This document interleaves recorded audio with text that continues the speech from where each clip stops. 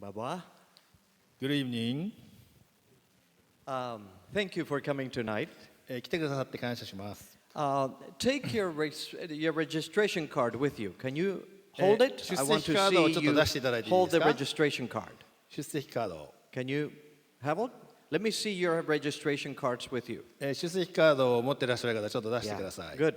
At the bottom, you see it's asking you where you heard about this series. 出席カードの一番下にですね、この集会についてどこでお聞きになりましたかという質問があります。Make sure you indicate where 必ずそこに答え or を書いて how く you ださ heard い。 about it. どこでこれを聞いたかを必ず書いてください。Also indicate if you are a baptized member of the Seventh Adventist Church. Please indicate that there too. そして、皆さんがセブンス・アドベンチスト教会のバプテスマを受けた信者さんであれば、それをそこに書いてください。And let me ask the rojos to please stand up right now. 案内係がちょっと立ってください。案内係立っていただいていいですか？ Rojos, stand up. Thank you. Very はい。 good. Thank you for your volunteer help はい、 tonight. 案内係の皆さんには心から感謝いたします。 We want to give the registration cards to the rojos. で、皆さんこの登録カードを書いたらですね、この会場係にそれを渡してください。 As soon as you have them, give them to the rojos because we're going to use those cards tonight. そこにですね、情報を書いていただいたものをすぐに会場係に渡してください。それを All 今 right. 日用 Thank います you. の You で、 can sit down now. ありがとうございます。At the end of the presentation, we will draw some names and we will give you an opportunity to go to the resource table tomorrow night. そしてですね、今日はこの集会の最後にですね、この抽選をして明日の夜のこの資料テーブルでですね、物をもらえるようなそういう企画をしております。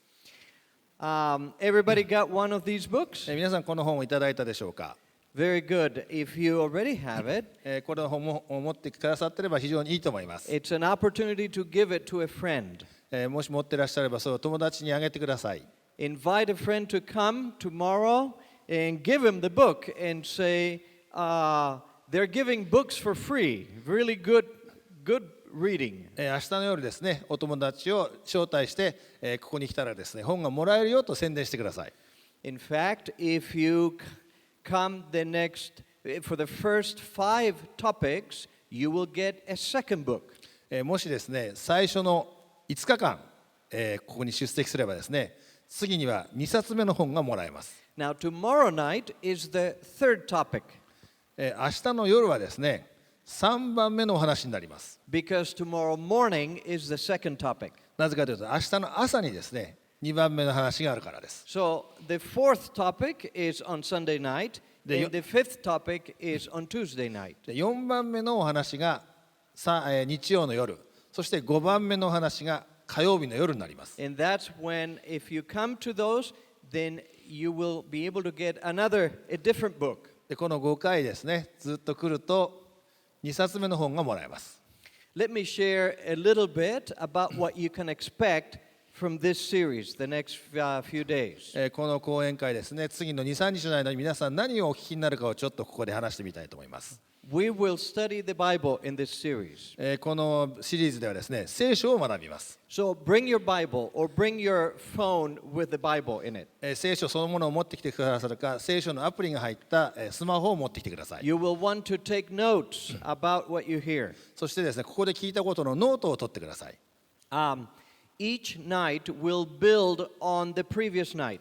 毎晩ですね、その前の日のトピックに少しずつ積み上げていくようになります。Because it's one story in 24 chapters. それはですね、24の章の一つの話だからです。So if there was one night you could have missed, that was tonight. ですからもしそれをですね、逃してしまうのならばそれは今晩です。 But you can't miss the rest of the nights. そして残りはもう見逃すことはできません。Of course, if you have to miss one night, it's okay. But try to come to as many nights as possible. 言いたいことはですね、どうしても来れなければしょうがないんですけども、できるだけ毎日来てください。Even if you have been born in the church and know your Bible well, you will find this to be very useful. もし皆さんがですね、生まれつきのクリスチャンで教会のことはよく知っていると思ってもですね、これからのお話を聞くといろんな発見をすると思います。And so we want to encourage you to come and bring your friends to it. そして皆さん来ていただくとともにお友達も連れてきてください。We will have question and answer sessions. 質問と答えのですね Q&A のセッションを予定しております。 We will begin with tomorrow night. それが明日の夜から始まります。 But we will only have 5 minutes in the evenings. でもですね、夜はたったの5分間しかそれを取ってません。 But 3 out of the 5 nights, we will have an extended period of a half hour question and answer. でもですね、これからはその5日間のうち3日間はこの Q&A のセッションをですね、5分でなく30分取るようにする企画があります。 So on Saturday nights, on Sunday nights, and on Tuesday nights, if you want to, come at 6 o'clock. 土曜の夜、日曜の夜、そして火曜の夜ですね、もし6時に来てくだされば、And we will be answering your questions, the questions that you write on the back of the response card. この出席カードのですね、リスポンスカードのですね、裏に書いた質問をですね、それに対する答えをその時間にしたいと思っております。We have a team of volunteers here that are here to help. 私たちのところにはですね、お手伝いをするチームがたくさんあります。 And we're very grateful for that team of volunteers. そのボランティアの人たちに心から感謝したいと思います。 We are also happy to visit with you, private visits with you at the church or somewhere else. 教会ででもですね、また別なところでも皆さん方に個人的な訪問をすることもできます。 And we will even encourage that. And I can visit the pastor and a few other leading members here. そしてその機会をですね、皆さん活用していただきたいと思います。クルーズ先生ご自身でも、ここの牧師さんでも、また教会員でもですね、誰でも皆さんを訪問することはできます。We want to respond to how the Holy Spirit is working in your life. 皆さんの人生の中でですね、聖霊がどのように働いてくださるかの反応を見たいと思っております。Beginning tomorrow night, there will be a resource table with books available for you. 明日の晩からですね、参考になる文献を準備した、机を用意しております。 If you came to the Nakano meetings a couple of weeks ago, you know what that is like. You had a good example of 数 that. 週間前にですね、中野で講演会をした時にも似たようなそのデスクがあってですね、そこで文献を皆さん方に提供しておりました。 Almost every night we will have something new on that table. そしてその文献コーナーではですね、毎晩新しいものをご案内したいと思っております。 So thank you for coming tonight. ようこそ来てくださいました。 And that gets us ready for our first topic. それでですね、早速ですね、最初のトピックに、移りたいと思います。Why the universe is the way it is. なぜ宇宙はこのような姿になったのか。In 1977, Voyager 1 began a journey to the stars. 1977年にですね、ボイジャー1号という、宇宙船がですね、星に向かっての飛行を始めました。The mission was to explore some of the outer planets in the solar system. 太陽系以外のですね、いろんな星のことを探索するための宇宙船でした。13 years later, it was reaching Jupiter and Saturn.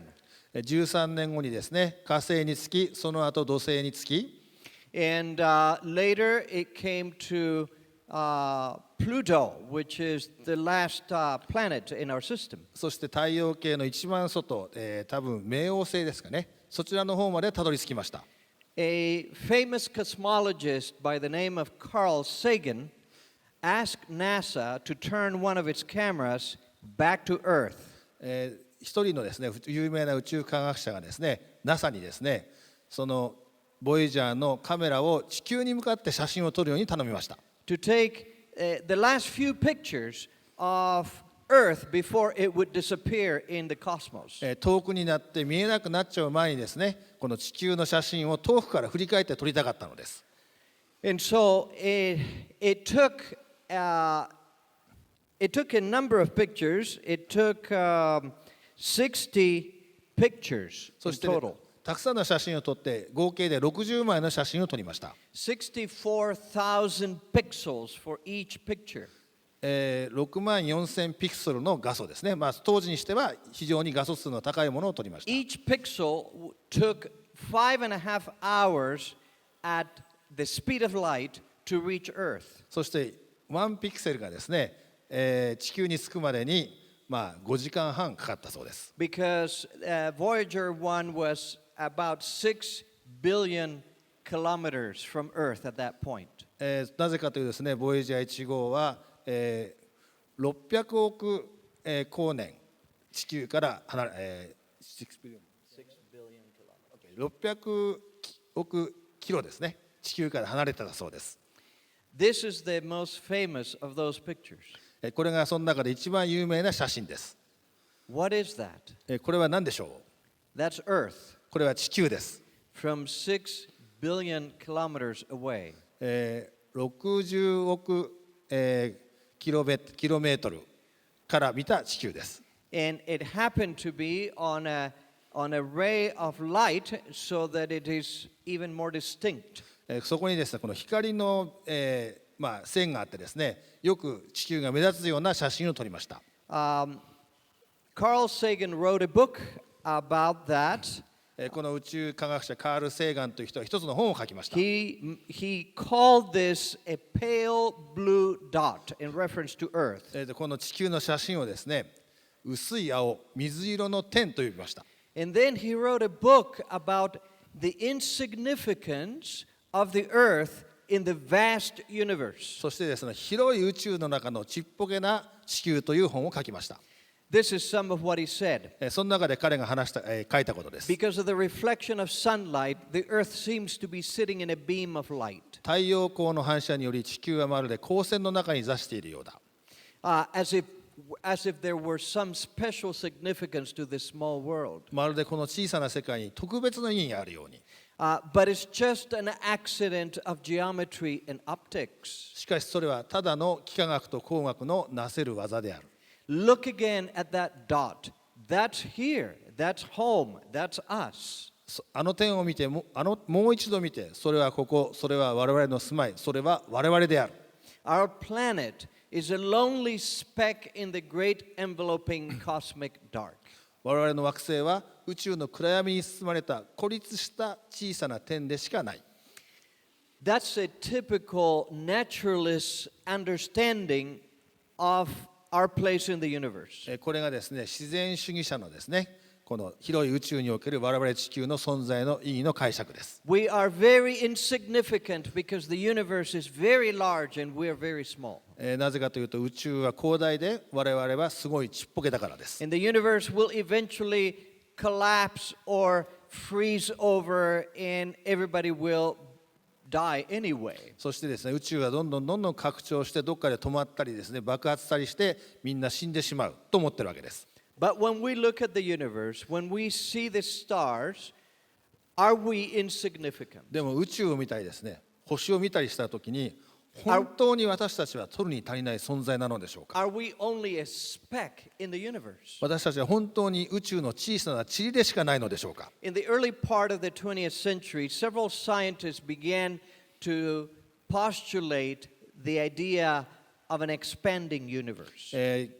20世紀の初めの頃ですね、いろんな宇宙科学者たちがこの広がっている拡張している宇宙という概念を考え出しました。First, there was a Belgian physicist in 1927 who began writing about that. 1929年にですね、ベルギーの物理学者がこの拡張する宇宙について論文を書きました。And then an American physicist, Edwin Hubble, actually proved that the universe was getting bigger.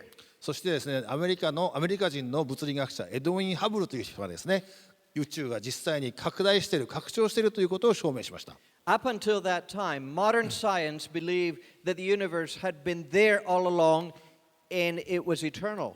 それまではですね、現代の科学者たちは宇宙っていうのはずっとあって全く変わらないと信じてました。They didn't think it had a beginning. 宇宙には始めがあると信じてませんでした。But now they were discovering that it has a beginning. でもですね、宇宙に始めがあるということを発見しました。Which proved some of Einstein's mathematical equations as well. そしてそれはですね、アインシュタインが作り出した数学の公式も証明したわけです。And that is what scientists later began to call the Big Bang. でその後ですね、科学者たちはこれをビッグバンと呼び出しました。That there was an explosion that began life as we know it today. それはですね、私たちの生命を始める何かの爆発が最初にあったということです。And that explosion took place almost 14 billion light years ago. そしてそれがですね、400億光年前に起きた爆発だということです。But the Bible gives us a different view of how life began. でもですね、聖書はどのように私たちの命が始まったかに関しては違った意見を持っています。The Bible tells us that there is a designer, and the Bible tells us that that designer chose to begin life. 聖書はですね、この宇宙を作った創造主がいて、でその方がこの地球を作るという決断をしたということを語っています。And yes, he did begin life like a big bang. ですからこの方が命、ビッグバンの命を始めた方なわけです。We can read about it in Genesis 1:1. これは聖書の創世記1章の1節に読むことができます。In the beginning, God made the heavens and the earth. はじめに神は天と地とを創造された。That's what scientists are saying now. There was a beginning to this universe. これはですね、科学者たちも同じことを言っています。なぜなら宇宙には始まりがあると言ってるからです。And that's what Moses said 3,500 years ago. There was a beginning, and God caused that beginning. ですから創世記の著者のモーセはですね、3500年前にこの聖書を書いて神様が地球を始められたと言ってるわけです。3,000 years ago, a psalmist told us how that beginning took place. 3000年前にですね、この詩編記者はですね、この始まりがどんなものかをここに書いています。In Psalm 33, we read, "By the word of the Lord, the heavens were made." 詩編33編にはですね、諸々の天は主の御言葉によって作られと書いてあります。And all the hosts of them by the breath of his mouth. 天の万軍は主の口の息によって作られた。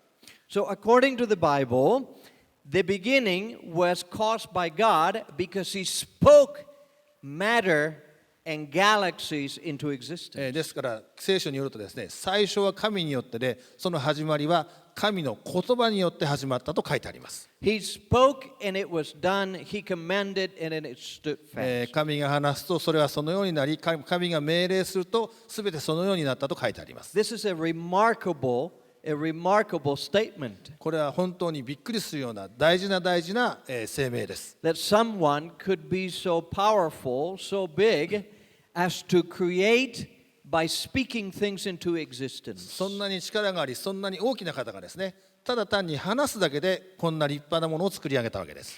But scientists for decades resisted the idea of the Big Bang. でもですね、科学者たちはこのビッグバンという概念をですね、ずっと長い間抵抗し続けてきました。It wasn't until the 1970s, only about 40 years ago, that the scientific community finally accepted the Big Bang. で、1970年、約40年前ぐらいですね、ようやく、科学者たちはこのビッグバンという概念を受け入れ出しました。Why did they not accept it? なぜそんなに受け入れなかったのでしょうか。Because it sounded too much like Genesis 1:1. なぜかというと、それ自体がですね、この創世記1章の1節に書いてあることと全く同じだったからです。And many of them did not want to recognize that maybe people who believe in the Bible were right, that God started the universe a long time ago. 科学者たちの多くがですね、聖書に書いてあるように、クリスチャンが言っているように、神様がこの世界を作ったということを信じたくなかったのです。The Big Bang says that yes, the universe continues to expand. It is getting bigger and bigger constantly. ビッグバンの概念によるとですね、宇宙はどんどんこう広がっているわけです。And we find that also in the Bible. そしてそれは聖書の中に同じことが書いてあるわけです。In Isaiah 42 verse 5, this is what we read. イザヤ42章の5節にこう書いてあります。God the Lord created the heavens and stretched them out. 天を創造してこれを述べた主なる神は。So it gives the impression that God pulled the heavens out, making them bigger and bigger. これを見るとですね、神様が天をですね、こう伸ばして大きくしているというそういう概念を得ることができます。In Isaiah 44 we read, Thus says the Lord your Redeemer, and he who formed you from the womb. イザヤ44の24にはですね、あなたをあがない、あなたを体内に作られた主はこう言われる。A reminder that he also made us from the beginning. で思い出してほしいのは、神様は私たちも最初から作られたわけです。And then it says, I am the Lord who makes all things, 私は主である。私はよろずのものを作り、 who stretches out the heavens all alone. ただ私だけが天を述べ地を開き。In chapter 42, it used the past tense. He stretched out the heavens. 42章にはですね、この過去形ですね、すでに天を伸ばしたと書いてあります。 In chapter 44, he uses the present tense. He's still stretching out the heavens. でこの44章にはですね、現在形、現在も天を伸ばしていると書いてあります。 Well, that's what scientists have been finding out in the last few decades. でこれがですね、過去数十年に科学者たちが発見しだしたことなのです。 The Bible also alludes to other cosmological factors only modern science has corroborated. 聖書は現在の科学がやっと確証を得た宇宙の要素について言及している。For example, in the book of Job, 例えばですね、ヨブ記には、we read, God hangs the earth on nothing. 彼は北の天を空間に張り、地も何もないところにかけられる。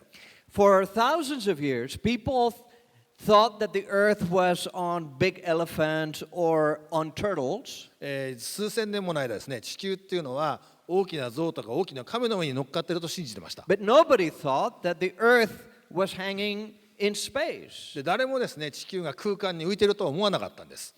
But the Bible writer, this is Moses who wrote this 3,000 years ago, he says, yeah, it's hanging in space. It's hanging on nothing. ただですね、聖書の著者、モーセ、この方は3000年前にこれを書いたんですけども、そこではっきり地球は空間に浮いていると言ってるわけです。 Or in the book of Jeremiah we read, the host, that means the stars of heaven, cannot be numbered. そしてエレミヤにはですね、天の星は数えることができずと書いてあります。 For throughout history, people thought that there were about between 3,500 and 5,000 stars in the universe. 過去にはですね、人々はですね、3500から5000ぐらいの星が宇宙にあると信じてきました。 But that number is much, much, much, much bigger than that. でも本当の数はですね、それよりももっともっともっと多いわけです。 And the Bible predicted that you can't number it. There's too many of them. そして聖書にはもう星の数は数えることができないって書いてあるんです。 Or in Isaiah chapter 40 we read, it is God who sits above the circle of the earth. イザヤ40章にはですね、主は地球のはるか上に座して、 It wasn't until only 500 years ago that Christopher Columbus discovered that the earth is actually round. たった500年前にですね、初めて、コロンブスが地球は丸いということを証明したわけです。 But Isaiah knew that 2,800 years ago. でもですね、このイザヤは2800年前にそれを知っていたんです。 How did he know that? どうしてそれを知ってたんでしょ He didn't know that, but God told him, and so that's how he う。 knew. イザヤ自身は知りませんでしたが、神様にイザヤにそう書くように命じられたんです。 How big is the universe? 宇宙はどのぐらい大きいのでしょうか。 I remember when I was a boy, I would visit with my grandfather who lived in a farm. 私が子供の頃ですね、私は祖父の家に行くのが好きでした。 The beautiful thing about a farm is that you're away from the city and the city lights. でそこは農場でしたから町から離れているので町の明かりがないところでした。 And you can look up to the sky and you can actually see stars. で夜ですね、空を見上げると星がたくさん見えました。 Here in Tokyo, we can't see the stars. 東京では星は見えないと思います。 Too many buildings, too many lights. 建物がいっぱいあってたくさんの明かりがついてるからです。 But it's a wonderful thing to look at the stars and to wonder about what God has made out there. でもですね、空の星を見て神様がなんでそれを作ったのか思い浮かべることはいいことだと思います。 Well, scientists recently really wanted to know the extent of the universe. で最近ですね、科学者たちは宇宙がどのぐらい広いのかを本当に知りたいと思いました。 You know that there is a telescope that is in space called the HUBBLE telescope. 宇宙には、宇宙を見るのにですね、このハッブル望遠鏡というものがあるそうです。And because it is in space, it can see much farther because there is no atmosphere interference. そしてこの望遠鏡はですね、宇宙にあるようで、そして大気がないものですから、本当に遠くまでものを観察できるようです。So in 2005, they put the telephone on a specific area in the universe, ですからこの the telescope. 2005年にですね、この特殊な望遠鏡を一つの宇宙の領域にですね向けてこう見上げました。And they opened the cameras and left that camera open for 278 hours. そしてそのカメラを置いてですね、カメラのシャッターを278時間も開けっぱなしにしておきました。Now, if you're a photographer, you know that the shutter, you can open it and you can leave it open for maybe a few seconds at night to get more light. 皆さんカメラに詳しい方でしたらですね、カメラのシャッターっていうのは夜だと数秒、数分ぐらい開けておくことはできるかもしれません。写真を撮るのにですね。They left that open 278 hours. でもこの人たちはですね、このカメラを278時間もシャッター開けときました。So they were able to see light coming through very, very, very, very far away. それによってですね、本当に遠くの光をですね、写真に撮ることができたんです。They were able to see light coming from as far as 13 billion light years away. その人たちはですね、130億光年離れているところからの光をですね、そのカメラに撮ることができました。As a result of that, they could count about 10,000 galaxies in that little spot. そしてそこにですね、だいたい1万もの銀河系を見つけることができました。They were able to calculate that there were about 200 billion stars in each of those そして galaxies. その銀河系の1個の銀河系の中にはですね、だいたい2000億の星があるということが写真で分かりました。And then they calculated that there would be another 200 billion galaxies in the rest of the universe. そしてカメラで撮ってない他の宇宙にはですね、同じようにだいたい2000億もの銀河系があるということが予想されています。Now, our galaxy is the Milky Way, 私たちの銀河系というのは、天の川ですね。which is a pretty standard galaxy. It's not too big, it's not too small. これはですね、大きくもない小さくもない普通の銀河系のようです。And it has approximately 200 billion stars. そこにはですね、だいたい2000億の恒星があるようです。So when they finished with the calculations, they figured that there would be about 50 billion trillion stars. これは計算するとちょっと日本語で言い表せないですけど、さっき言われてこれはですね、5×10 の16乗の星があるそうです。Those are such enormous numbers, none of us can imagine. こんな大きな数はですね、私たちとても想像できないそんな数です。But here's an illustration to have an idea. ですもですね、これによって私たちはこの宇宙の大きさというものをある程度把握できます。I have a coin 100 here. ここに100円があります。Imagine filling the entire nation of China with these coins 1 whole kilometer up. これを100円によってですね、中国全土に100円を置いていって、それを1キロの高さにする。それを想像してみてください。That's how many stars there are in the observable universe. それでですね、それがですね、この見える宇宙にある星の数がこの中国に置く100円玉の数と同じだということです。And to give you an idea of how much the universe has expanded, ですからこれでですね、皆さん宇宙がどれだけ大きくまた広がっているか分かると思います。imagine if I have a grapefruit that represents a star, a grapefruit.もしですね、この一つのグレープフルーツがあって、それが星だとします。And I am here in Tokyo, 私がここに東京にいます。and the next star, the average next star would be in Moscow. で、もしここに一つの星があるとすると、もう一個の星の平均的な距離ですね。それは、ロシアのモスクワだそうです。Multiply that by 50 billion. それをですね、50億かけてください。 So this is a very, very big universe. とてつもなく大きな宇宙です。 Are we the only ones here? 私たちだけがここに存在しているのでしょうか。 Many scientists assume that we cannot possibly be the only ones here. 多くの科学者たちがですね、私たちのみが宇宙に存在しているとは言えないだろうと思っております。 But an equal number also say, evidently, we are the only ones here because we have no evidence of anybody else. でもただ同じような数の科学者たちがですね、全然他の生物がいるという証拠がないんで、自分たちだけが唯一の存在だと思っています。 What does the Bible say? 聖書は何て言ってるでしょうか。 In Hebrews 11, verse 3, this is what we read. ヘブル11章の3節にこう書いてあります。 By faith we understand that the worlds were framed by the word of God. 信仰によって私たちはこの世界が神の言葉で作られたのであると悟り、 So it uses that in the plural form, worlds. これはですね、世界というのが単形ではなくて複数形になっているのを英語で見ると分かると思います。 In the book of Job, we read about God talking with Job. これはですね、ヨブ記にですね、私たちがヨブのことについて語っているときに、 In challenging Job's knowledge.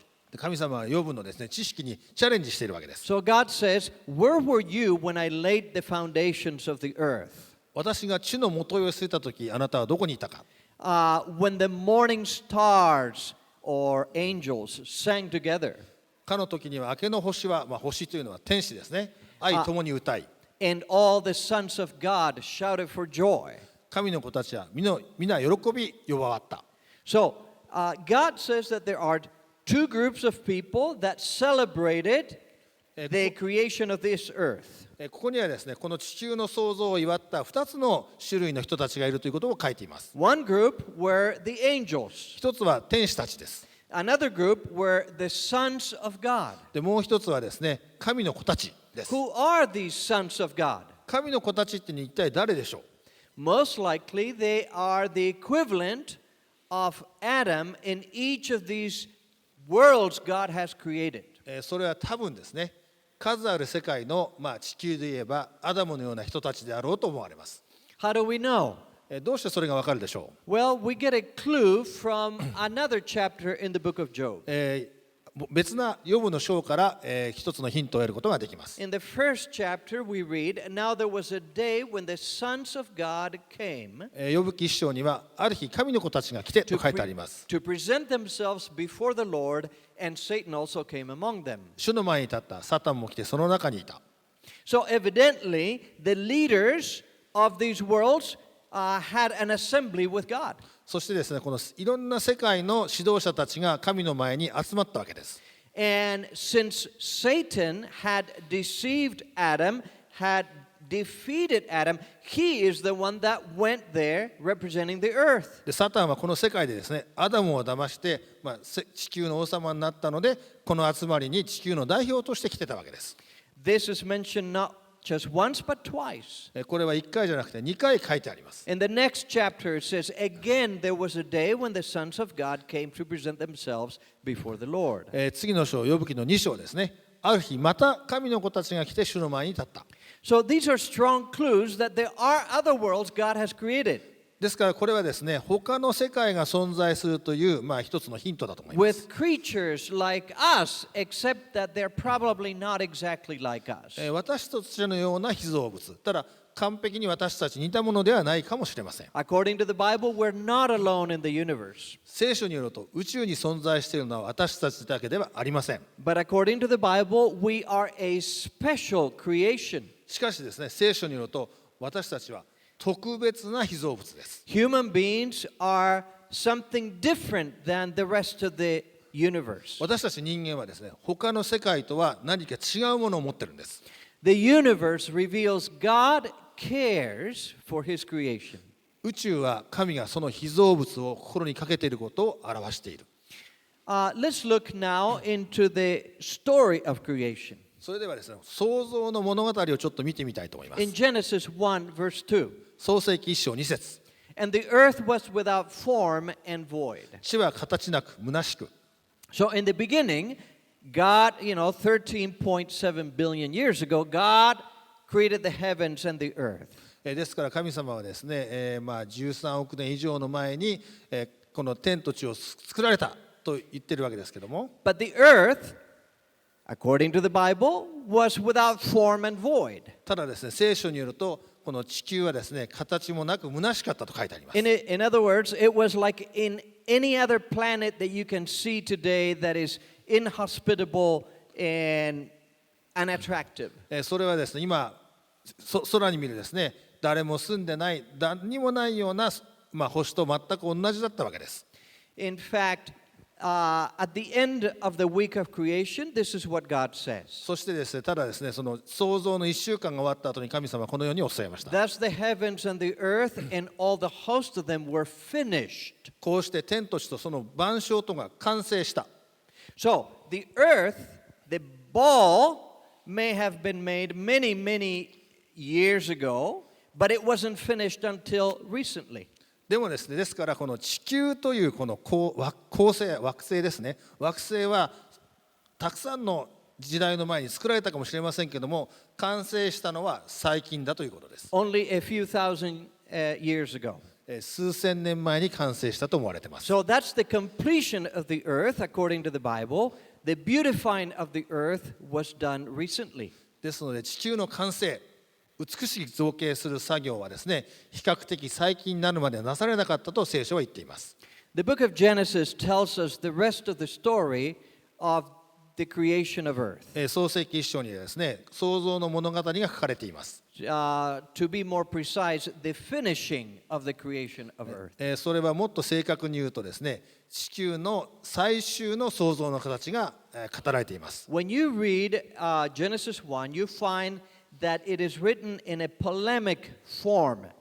創世記一章を見るとですね、それはですね、論争術という形で書かれています。That means it is contrasting what God has done with what other gods in the world say they can do. それはですね、本当の神様がなされたことと、神様で偽物の神様、世の中の偽物の神様がすることをこうですね、比較対照しているような形で書かれています。Moses in this story clearly states that only God is the creator. モーセはこの話の中でですね、神様が唯一の創造主であると書いています。Many other stories say that different gods took part in the creation of the world. 他の創造の話はですね、いろんな別々な複数の神様が創造したというふうに書いています。It also tells us in Genesis 1 that God alone created. そして創世記一章にですね、2番目にただ神のみが創造したと書いています。That goes against polytheism,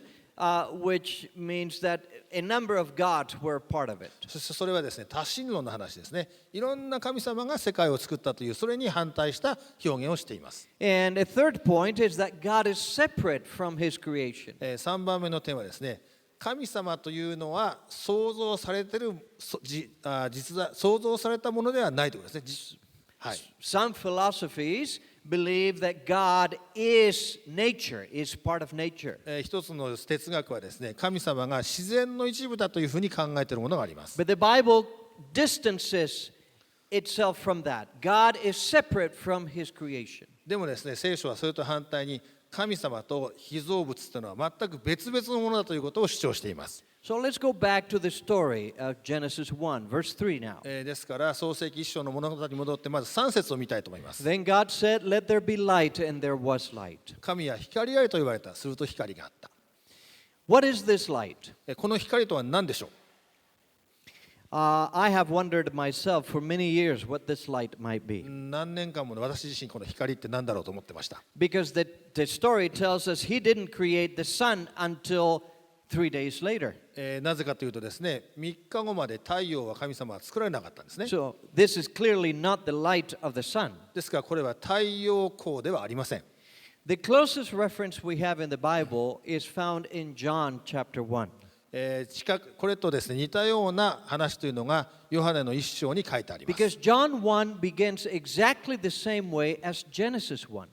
ヨハネの一章はですね、創世記一章と同じ形で始まっています。 It says, In the beginning, はじ also. めにと書いてあります。 In the beginning was the Word. はじめに言葉があった。 Now, the Word is an expression the Greeks used to use as the agency of something that mattered, the word. 言葉ということはですね、ギリシャ語ではですね、こう何かについての物事の表すものというふうに解釈されています。So he's using a Greek reference because he's writing at the time when the Greeks are, they have dominion over the known world, over the Western world. 西洋の社会ですね、ギリシャ語が一番使われた時代に書かれたことなので、このギリシャの概念を使ってこの言葉を書いています。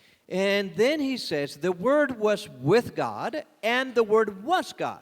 そしてその後にですね、言葉は神と共にあった、そして言葉は神であったと言っています。So this word is actually God himself. ですからこの言葉というのはですね、神様ご自身なわけです。John says he was in the beginning with God. ヨハネはですね、この言葉は初めに神と共にあったと書いてあります。And all things were made through him. すべてのものはこれによってできたと書いてあり And ます。 without him, nothing was made that was made. できたもののうち一つとしてこれによらないものはなかったと書いています。So you see, in John 1, we also have a reference to creation. ですからヨハネの一章にはですね、創造のことが書いてあるわけです。It's an echo of Genesis 1. それはですね、創世記一章にこだましているわけです。And then we read in verse 4. そして4節。In him was life, and the life was the light of men. この言葉に命があった。そしてこの命は人の光であった。10 verses later, John identifies who the Word is. そして10節後にはね、10節後にヨハネはこの言葉というのが誰かを表しています。He says, the Word became flesh and dwelt among us. そして言葉がですね、肉となり私たちの間に住んだと書いています。Which is a clear reference to Jesus Christ. これはまさにイエス・キリストなわけです。So this Word is Jesus Christ. This agency of creation is Jesus Christ. ですからこの言葉はイエス・キリスト、そして創造した方もイエス・キリストなわけです。So when in Genesis 1 we're told there was light, that light is the presence of God himself. ですから創世記一章に光があったと書いてある。この光というのは神ご自身の存在なわけです。Specifically, we're talking about the Son of God, そしてそれはまさに神の子であったわけです。 who when he came to this world 2,000 years ago, he became known as the Son of God. そしてですね、2000年前にこの地球に実際に降りてこられて神の子として知られるようになりました。 We know him as Jesus Christ. そしてその神の子を私たちはイエス・キリストと知っています。 In the book of Colossians, we read also that Jesus was the one who created all things. コロサイ人の手紙にはですね、イエス様がすべてのものを作られたと書いてあります。 So it was his presence in this earth that began the creative process. そしてこの地球の創造のプロセスを始めたのはこのイエス様の存在が初めにあったということです。 Later in Genesis, he says God called the light day and the darkness he called night. 5節には神は光を昼と名付け、闇を夜と名付けられた。 So the evening and the morning were the first day. 夕となりまた朝となった第一日目である。 Obviously, that is a reference to what would happen after the fourth day of creation, when the sun and the moon would be present. そしてですね、これは4日目の後に太陽と月が作られたそのこともまた表しております。 Now, here's an important question.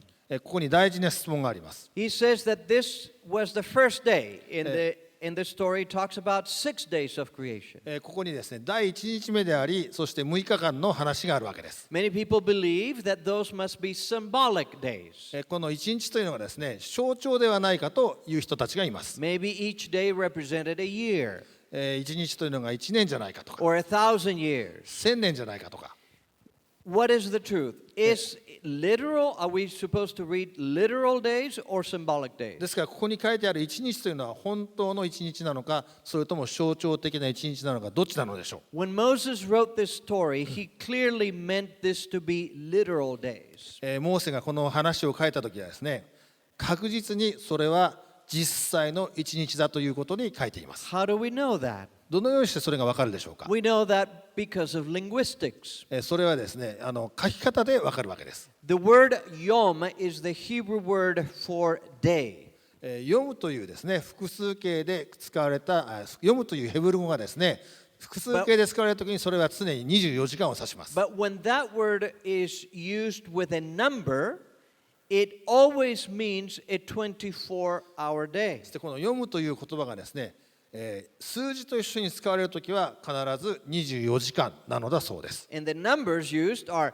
first day, second day, so obviously that's 24-hour days. です。ここで1日目、2日目というその数字が使われてますので、その数字と読むという言葉が合わさったときは必ずヘブル語では24時間なんだそうです。 Also, in the story, we're told that after each day, it says that was an evening and a morning. そして一つ一つの日がですね、終わったときに、夕と朝という言葉が書いてあります。 We all experience evenings and mornings, don't we? 私たちはいつもですね、この夕と朝というのを経験してますね、私たち自身。 And how long do they last? でそれがどのぐらい続くんでしょうか。 That's 24 hours. それは24時間です。 So, that's a reference to 24-hour day. ですからこれは24時間ということをまた指し示しています。 And in the Bible, in other places, when it talks about creation, it always alludes to literal days. そして聖書のですね、他の場所で創造のことを語るときも必ず時義的な一日ということに、言及しております。 So the start of the universe may have began many millions of years ago. ですから宇宙の始まりというのはですね、もう何万年何億年前なのかもしれません。 But the creation of Earth was recent. でもですね、この地球が創造されたのは比較的最近だということです。 And it was done in 6 literal days, in 1 week. そしてそれはですね、時義的に6日間、1週間のうちで行われたということです。 Let's read about the second day. 2日目について読んでみましょ Let there be a firmament in the midst of the waters. う。 God 神は said. また言われた。水の間に大空があって、And let it divide the waters from the waters. 水と水とを分けよう。 Remember, the Bible had said that the world was full of water and everything was disorderly. There was nothing orderly in the world. 聖書にはですね、最初の地球っていうのはですね、水に覆われてて、何のこの秩序もなかったと書いてあります。 So God begins to organize the chemical elements of this world. ですから神様はまずですね、この地球上の科学的な物質を少しずつ組織的に分けられたわけです。 And He begins to separate the oceans from the atmosphere. ですからこの大気とですね、この海とを分け始めたわけです。 So we read, Thus God made the firmament and divided the waters, そして神は大空を作って分けられたと書いてあります。 which were under the firmament from the waters which were above the firmament. 大空の下の水と大空の上の水と分けられたと書いています。 And God called the firmament heaven. 神はその大空を天と名付けられた。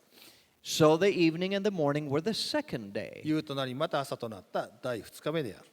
I would like to see the videotape of that day. この日のビデオテープをぜひ見たいと思います。 I'm sure that God has kept that somewhere. このビデオテープをどっかに神様はしまってあると思います。 And one day we may witness it. そしていつかそれをぜひ見たいと思います。 And imagine the waters from the oceans separating and forming the waters, the atmosphere, the moisture above us. ですからこの海の水がですね、徐々に分かれていって、私たちの上のこの大空を作る、そのような光景を想像してみてください。 That must be something to behold. これは本当に素晴らしい光景だと思います。 Then God said, Let the waters under the heavens be gathered together into one place, 神はまた言われた。天の下の水は一つのところに集まり、 and let the dry land appear. And it was so. 乾いた地が現れよ。 Okay, now we didn't have any evidence of dry land until now. これまでですね、この陸というものは地球にはありませんでした。 Now God is separating the oceans and the seas and the lakes from the dry land. そしてその乾いた地と海とここで分けられたわけです。 Again, forming the building blocks for life on this planet. そしてですね、この地球上のいろんな命のための環境を作られたわけです。And I'm glad that he did that because if we didn't have dry land, it would be very difficult to live. ですからもしですね、陸地がなかったら私たちにとって非常に住みにくいところだったと思います。In verse 11 we read, God said, let the earth bring forth grass and herb that yields seed. 11節、神はまた言われた。地は青草と種を持つ草と。Now he's working on that dry land.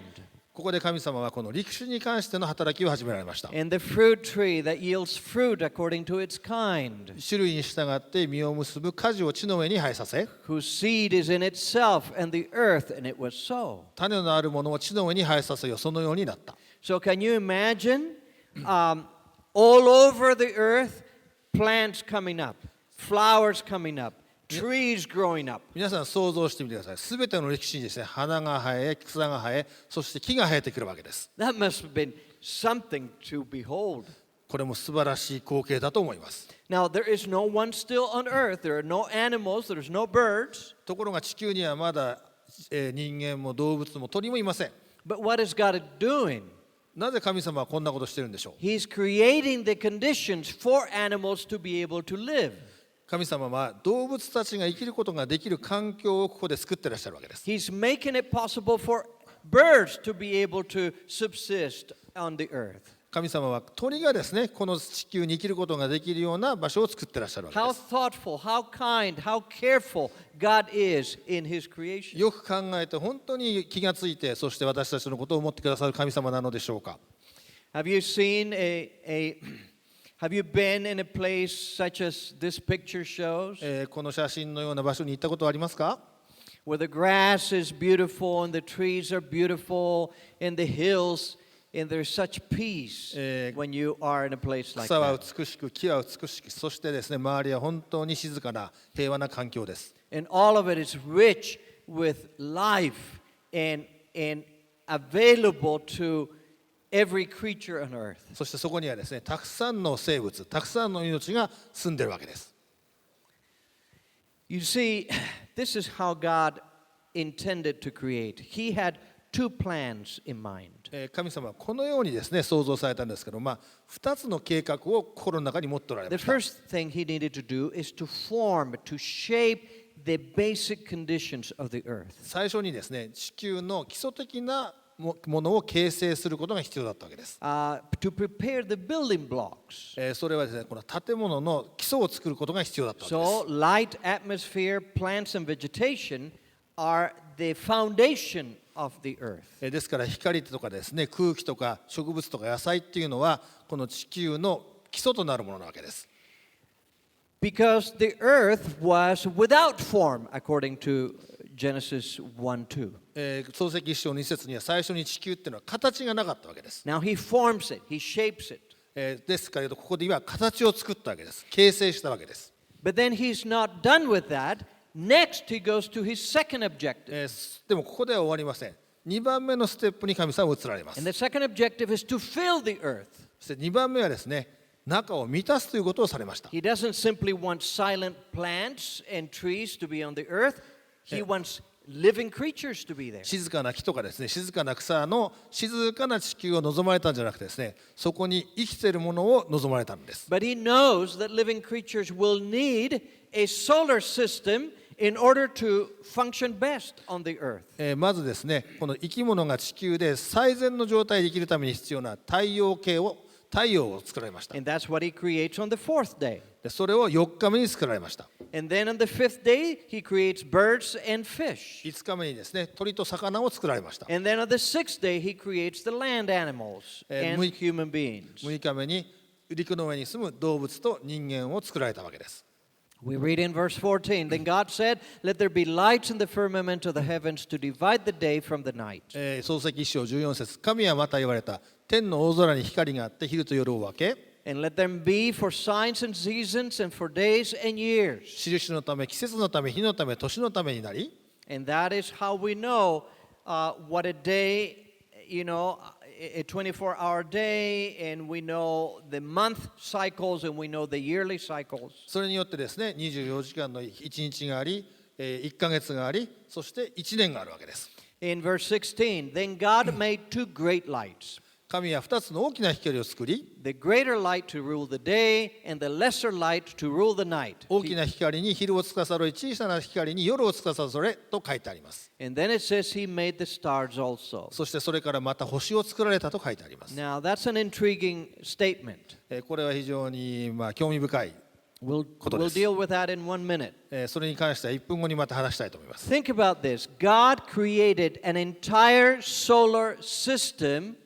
just for us who live on the earth. よく考えてください。神様はこの太陽系ですね。太陽系全体をこの地球に住む私たちだけのために作られました。 The arrow marks the earth and the size of the earth in relative to some of the other planets. この矢印が地球でですね、この星のサイズというのはですね、実際の大きさの割合によって描かれています。 You know, one of the reasons why we have massive planets like Jupiter and Saturn around? なぜですね、木星とかですね、土星のように私たちよりも大きな惑星がですね、私たちの外にあるんでしょうか。 That's to protect the earth. それはですね、地球を守るためです。 Since their gravity is so much greater than the earth's gravity, it attracts all kinds of debris from the universe to itself instead of to us. 大きいわけですから重力も強いので、宇宙にあるいろんなゴミとかですね、地球に到達してほしくないものをそこで吸収してしまうんです。 So God was very wise and very thoughtful about the creation of this earth. ですから神様はこの地球を創造するにあたってですね、非常に賢く、そしてよく考えて作られました。 Now, why didn't Moses refer to these lights by name, these two great lights? モーセはなぜですね、この太陽と月を光と言って名前で表さなかったんでしょうか。 Why didn't he call that the sun and the other one the moon? どうして一つをですね、太陽と呼んでもう一つを月って呼ばなかったんでしょうか。 One of the key reasons is that everybody around the time of Moses was worshiping the sun and worshiping the moon. 一つの理由はですね、モーセの時代にいろんな人がこの太陽を神様として拝んだり、月を神様として拝んだりしてたんです。 So he didn't name them that way because he didn't want people, readers, to encourage worship of the sun and the moon. ですからもし太陽とか月とかって書いたらですね、神様と間違ってそれを拝む人たちをより進めてしまうので、あえてその名前を使いませんでした。 Because the Bible says that there is only one object worthy of worship, God Himself. なぜなら聖書にはですね、礼拝に当たりするのはたった一つのもの、神様のみだからです。 Now, in the last statement we read, it says that He made the stars also. So people say, did He make the stars on the fourth day? そしてですね、その最後のところにですね、神様が星を作られたって書いてあるんですけども、神様は本当に星を作られたんでしょうか。 I thought that was part of the beginning of the creation of the universe. ね、星はもっと前ですね、地球が作られもっと前に宇宙にあったんじゃないかという説があります。 For that, we need to go again to linguistics. それはですね、またですね、この I 形 consulted 式に戻る必要があります。 Hebrew language experts on this issue. これに関して私はですね、ヘブル語の専門家に話を聞いてみました。 And they say that it would be better to translate that the greater light to rule the day, the lesser light to rule the night with the stars. ですけど、このヘブル語の専門家はですね、大きな光に昼を司り、小さな月に星とともに夜を司るっていうふうに訳すのが適切だと言われました。 In other words, instead of saying also the stars with the stars, ですから星も作ったというよりも星とともに月がというふうに訳すのが正しいということです。 in that sense, we are not told in that verse when the stars were made. We assume that they were already made. ですからこの説に書いてあるとは違ってですね、星がその時作られたんじゃなくてもうすでに作られてたというふうに考えるべきです。 In verse 20 we read, Then God said, Let the waters abound with an abundance of living creatures, 20節、神はまた言われた、水は生き物の群れで満ち、 and let the birds fly above the earth across the face of the firmament of the heavens. 鳥は地の上、天の大空を飛び、 So God created great sea creatures, 神は海の大いなる獣と and every living thing according to their kind, 水に群がるすべての動く生き物とを種類に従って作られ and た。 every winged bird according to its kind. また翼のあるすべての都市を種類に従って創造された。 And God saw that it was good. 神は見てよしとされた。Imagine that day. その日を想像してみてください。 Wouldn't it be wonderful to be on top of a mountain witnessing the creation of the birds and the fish? 山の上に登ってですね、魚と鳥の想像を見るっていうのはなんと素晴らしい光景でしょ Or う。 being close by the seashore and seeing how suddenly the sea is full of life? そして海岸のそばに行ってですね、突然海にですね、たくさんの生き物を見るのはなんと素晴らしいでしょう。 And we see these big whales begin to flop over the ocean そ waves. して大きなクジラがですね、海を泳いだり、 And we see these dolphins dancing away from our presence. イルカの群れが私たちの周りを泳いだり、 And we see peacocks strutting about, showing their great feathers. このクジャクがですね、綺麗な羽を伸ばしたり、 That's what God did on the fifth day. これを神様が5日目になさいました。 And he says in verse 22, God blessed them, saying, Be fruitful and multiply. 22節、神はこれらを祝福して言われた。埋めよ増えよ。 So what is God doing now? He's filling the earth. 何を神様がしているかというと、神様は地球を満たしているわけです。 The first 3 days he formed the earth, now he's filling it. 最初の3日間でですね、地球を形成して、次の3日間で地球の中に物で埋めているわけです。 And it says in verse 22, Fill the waters in the seas and let the birds multiply on the earth. 22節、海の水に道をまた鳥は地に増えよ。 One reason we know this is a special creation, this earth is a special creation, is the ability God gave the earth creatures to procreate. この地球を作ったことがですね、これが特別な神様による創造だと分かる一つの理由はですね、神様が地の被造物に与えた生殖能力と言えます。 Not even the angels in heaven have the ability to procreate, but animals on earth can. 天にいる天使でさえですね、生殖能力は持っていません。ところが地にいる生き物でさえ、動物でさえそれを持っているわけです。 So God has done something very special with this world. ですから神様はこの世界に特別なことをされました。 In verse 24 we read, Then God said, Let the earth bring forth the living creature according to its kind, 24節、神はまた言われた。地は生き物を種類に従っていだせ。 cattle and creeping thing and beast of the earth, each according to its kind. And it was so. 家畜と這うものと地の獣と種を種類に従っていだせ。そのようになった。 What does this mean, according to its kind? その種類に従ってとはどういう意味でしょうか。 People have different ideas about what this might mean. これに関してはいろんな意見があります。 But again, let's go back to the original text in the Hebrew. ヘブル書の元々の聖書に戻っていきたいと思います。 And that expression implies that God built in creatures the ability to adapt to various environments. 神はさまざまな環境に適応する能力を被造物のうちに備えた。 It implies microevolution, not macroevolution. これは小さな、大きなではない、小さな進化と言えます。 It makes a reference to the variety of animals in their ability to adapt. これはですね、いろんな動物たちがいろんなところの環境に適応する能力、それについて述べています。 But not to change genome, not to change one type of animal to another. でもですね、それは環境に合わせて遺伝子的にですね、一つの種類から次の種類になるということではありません。 And then finally we read in verse 26, そして26節最後に、 God said, Let us make man in our image according to our likeness. 神はまた言われた。我々の形に我々に型取って人を作り。 So God created man in his own image. In the image of God he created him. 神は自分の形に人を創造された。すなわち神の形に創造し、 Male and female he created them. 男と女とに創造された。 We're going to talk a lot more about this tomorrow night. これに関しては明日の晩、もう少し詳しく学びたいと思います。 We're going to learn fascinating things about what the creation of human beings was like. 人間の創造に関して興味深い話を明日の晩したいと思います。 So at the end of the sixth day of creation, this is what we read.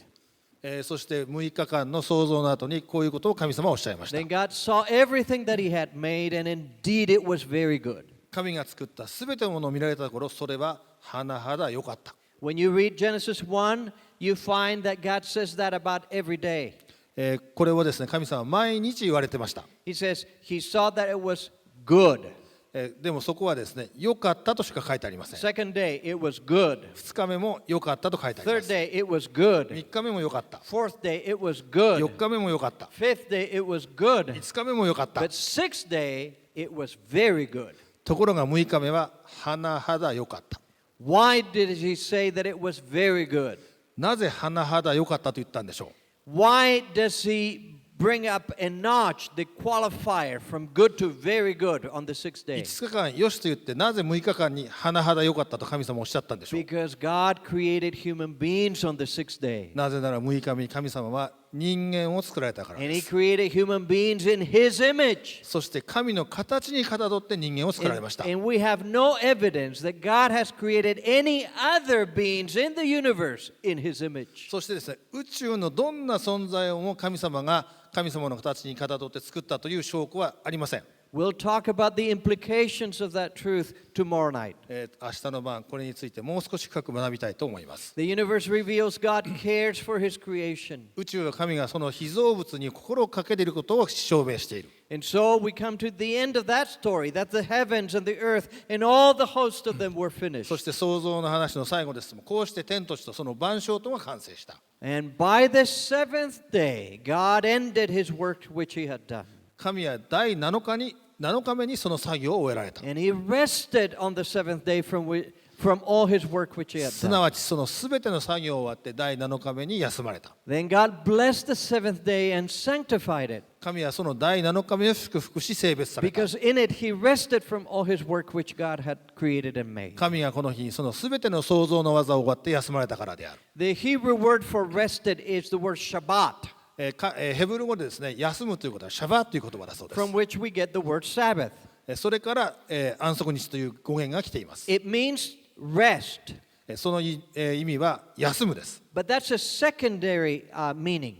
でもそれにはもう一つの意味があります。 The primary meaning is to cease, to stop. でももう一つの意味はですね、やめる、止めるという意味もあります。 So what God did is he stopped his creative activity. ですから神様は創造の技をまず止めたわけです。 And we're going to talk about that on Sunday.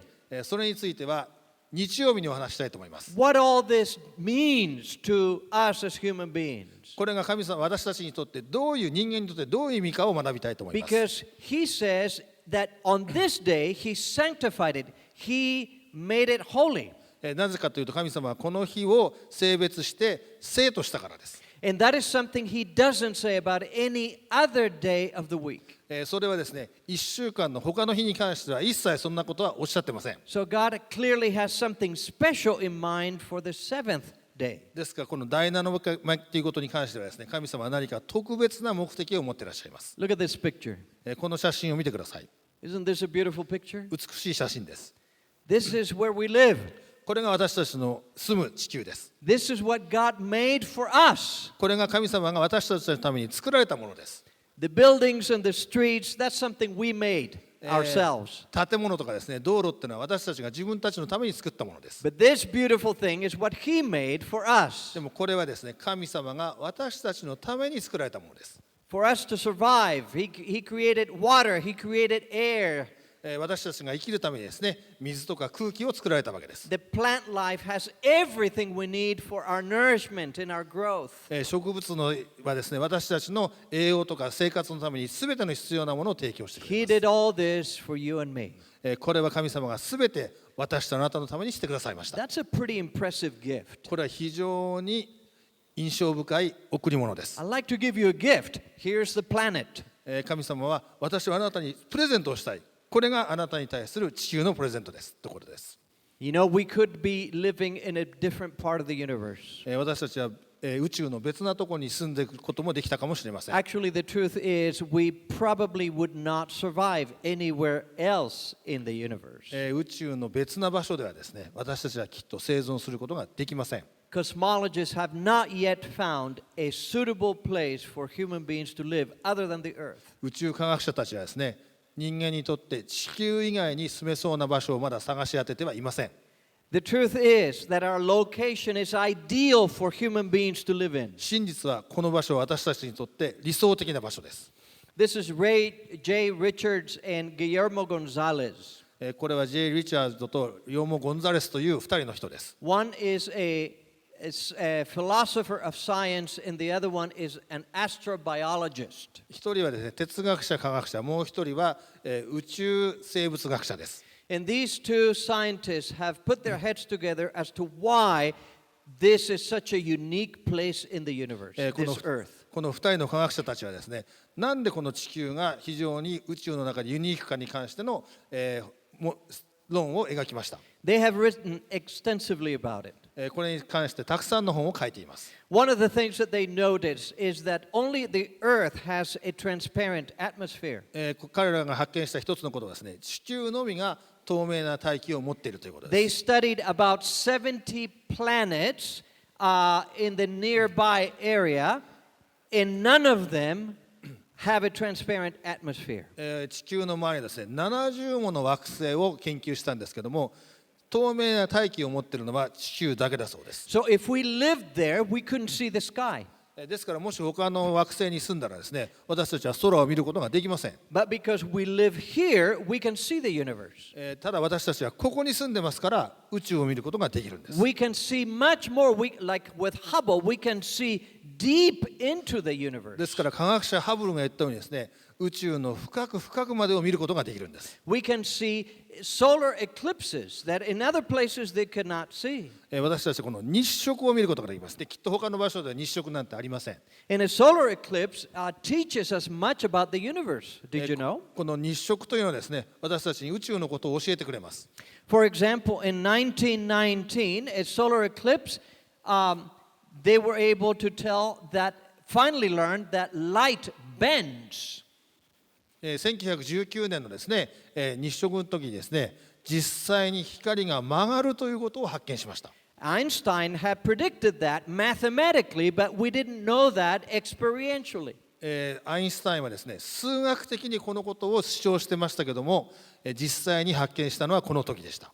Or in 1870, another eclipse allowed scientists to learn that helium was a major element in the stars. そして1870年の日食でですね、このヘリウムですね、ヘリウムが恒星の主要な要素であるということを発見しました。If we lived in other planets, we would never be able to learn those things. We couldn't know. もし私たちが他の惑星に住んでたらばですね、きっとこういうことは学ぶことができなかったと思います。In addition to that, we are in a very special place in the Milky Way.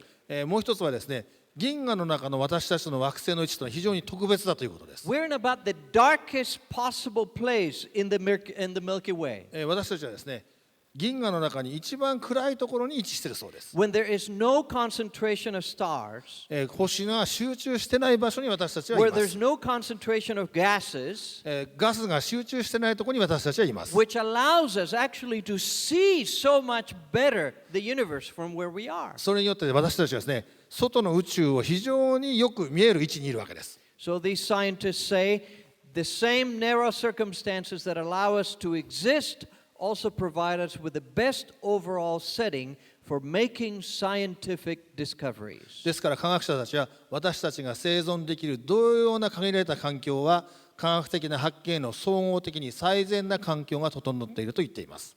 In other words, it almost looks like God created this planet and put this planet in a place so we can learn more about what He made. 神様ですから神様がこの地球を作った時にですね、私たちが他の宇宙の星について学ぶことができるのに一番良い場所に私たちを置いてくださいました。If you want to research the universe, come here because you're going to be able to learn it much better than if you are somewhere else in the universe. ですからもし宇宙について調べたいならば地球に来なさい。なぜかというと地球で外の宇宙について一番よく勉強ができるところだからです。Scientists now are talking about the extreme fine tuning of the universe. 科学者たちはですね、宇宙というのは極めて見事に調和されていると言っています。If gravity were to be heavier, everything would collapse. If it would be lighter, everything would rip apart. もし重力がですね、今よりも重かったならば全部固まってしまいますし、重力が今よりも軽かったらですね、いろんなものが弾けて壊れてしまいます。Scientists who do not believe God created the universe are beginning to think that this is just too much coincidence. 神様が宇宙を作ったと信じてない科学者たちはですね、こういう素晴らしい調和っていうのがたまたまの偶然の出来事だと思ってるわけです。Even Stephen Hawking has said it almost looks like the universe was waiting for us to get here. ですからスティーブン・ホプキンスという科学者はですね、この宇宙っていうのは私たちが来るのを待ってるようなものだと言ったわけです。Let's use an illustration to get an idea of how fine-tuned the universe is. いかに宇宙がですね、調和が取れているかを説明するのにこの例をちょっと話してみたいと思います。Look at an aircraft carrier, which is a massive ship.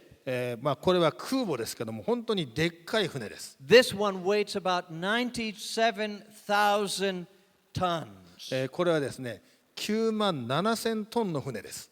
Okay? That's a massive structure.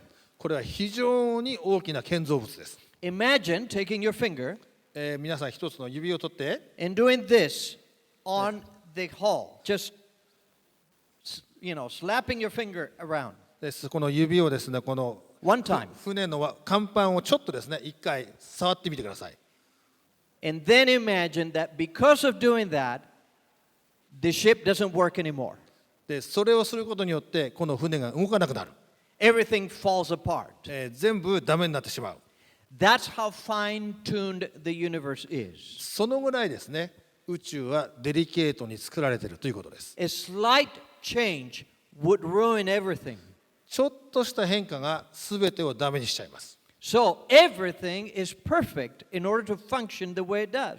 今のように全てが機能するには全てが完璧でないとダメなんです。The universe reveals God cares for His 宇宙 creation. は神がその創造物を心にかけていることを表している。What is the objective? God wants us to know that He did this and He cares for us. なぜこれをするのでしょうか。それは神様がこれをして私たちを心にかけているということを証明したいからです。God wants us to understand more and more about this great God who has done all this. このような素晴らしいことをした神様ももっともっと理解してほしいからこういうことをしたんです。We read in Psalm 19, the heavens declare the glory of God, 詩編19編、諸々の天は神の栄光を表し、and the firmament shows His handiwork. 大空は御手の技を示す。Day unto day utters speech, and night unto night reveals knowledge. この日の言葉はかの日に伝え、この世は知識をかのように告げる。In Romans, we read, for since the creation of the world, His invisible attributes are clearly ロー seen, マ一章には天地創造この方神の見えない性質は知られていない。 being understood by the things that are made, 被造物において明らかに認められる。even His eternal power and Godhead, so that they are without excuse. 神の永遠の力と神聖とは知られていて、従って彼らには弁解の余地がない。He's talking about those who do not believe in God.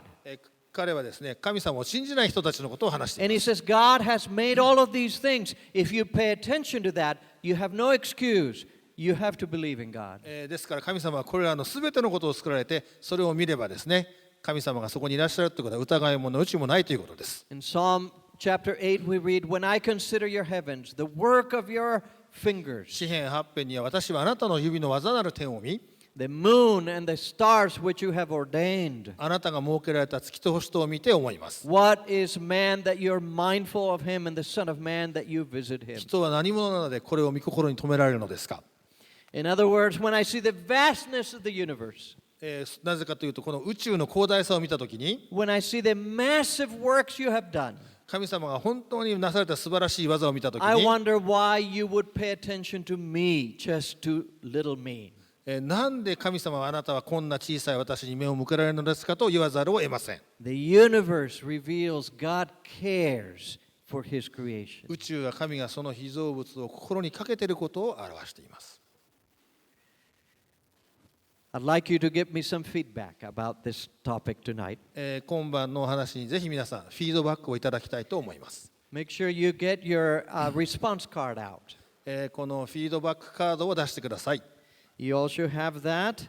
And this is how we will know you're attended here tonight. まずこれを書いていただくことによって皆さんが今晩ここに出席されたということの証明になります。 So make sure you turn this in so that we can keep accurate attendance. ぜひこれをですね出していただいて皆さんが今日ここに来られたということを確実に把握させてください。 So you can get the book after 5 presentations. そして5日間出席された後にですね必ず皆さんに本をお渡ししますのでぜひこれを書いてください。 The first statement says the teaching tonight was clear. It was a blessing to me. 最初にですね今夜の講演分かりやすく祝福を受けました。 If you agree, make a note about that or check that out. もしそのようにお考えになればそこにチェックマークをつけてください。 The second one is one that I'm interested in. If you want to give a response, how, something you learned or a personal response, で2 write 番目 it there. 2番目にですねこれ私非常に皆さんに書いてほしいこと興味があることですけども今夜の講演への感想を書いてください。 And if you have a question, write it on the back. そして今夜の講演に関して質問があればですね多分スペースが足りないですから裏に書いてください。 And make sure you give this to the ushers before you leave tonight. そしてこれをですねお帰りになる際に会場係にお渡しください。 While you do that, Pastor Ra is going to sing for us a song. 皆さんがこれを書いていらっしゃる間に、ラー先生が特別の賛美をしてくださいます。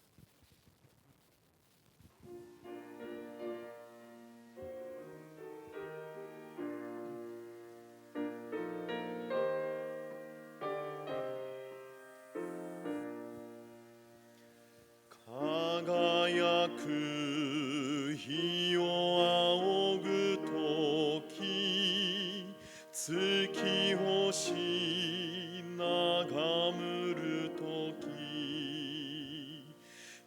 雷鳴り渡るときまことの御神をも我が魂いざたたえよ大いなる御神を我が魂いざたたえよ大いなる御神を森にて鳥の音を聞きそびゆる山に登り谷間の流れの声にまことの御神をも我が魂いざたたえよ大いなる御神を我が魂いざたたえよ大いなる御神を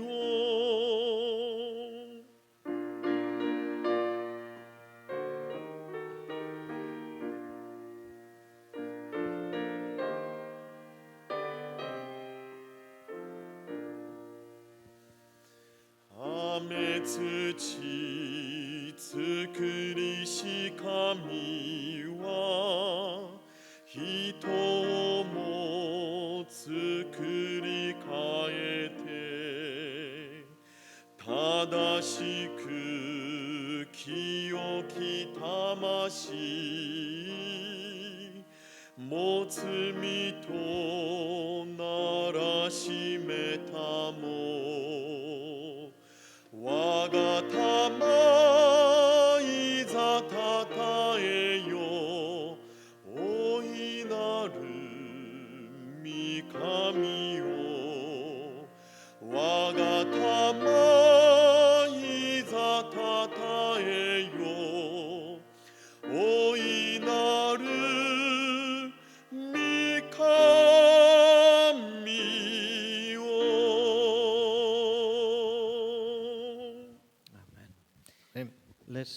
Let's bow our heads and pray together. 一緒にお祈りしましょう。 Loving Father, 愛する神様、 how great thou art.